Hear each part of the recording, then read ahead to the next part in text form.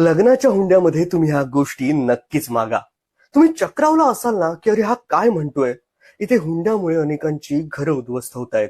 तर याला हुंड्यामध्ये काहीतरी मागायचंच आहे. कारण हुंडा म्हटलं, की आपण प्रत्येक गोष्ट ही पैशांसोबत जोडतो.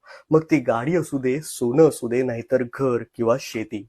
पण माणसांच्या आयुष्यात फक्त याच गोष्टींना आता महत्त्व उरलंय का? आपण हुंड्यामध्ये विश्वास, आयुष्यभरासाठीची साथ, नात्यांना जोडून ठेवणारा चांगला स्वभाव, पर्यावरण आणि माणसांना जोडून ठेवणारं वचन का नाही मागू शकत? पण आपल्याला फक्त पैसाच हवा असतो, आणि जो की नश्वर आहे. आणि इथेही नाण्याला दोन बाजू आहेत. मुलांकडून जशी हुंड्यांची अपेक्षा केली जाते, तशीच मुलींकडच्यांनाही मुलांकडून अमुक अमुक एकर शेती असायला हवी, किंवा इतक्या लाखांचं पॅकेज असायला हवं, किंवा 3 BHK फ्लॅट किंवा बंगला या गोष्टींची मागणी केली जाते. यात आपण एक गोष्ट मात्र समजायला विसरतो. लग्न झाल्यानंतर मुलगी किंवा मुलगा यांचं आयुष्य वेगळं नसतं. दोघेही एकाच किनाऱ्यावर असतात. त्यामुळे लग्नानंतर त्यांना त्यांचं विश्व स्वतःच उभारायचं असतं. आणि हे विश्व उभारताना लागणारी साथ आणि समंजस स्वभाव खूप महत्वाचा असतो. आणि ते बघायला आपण विसरतो.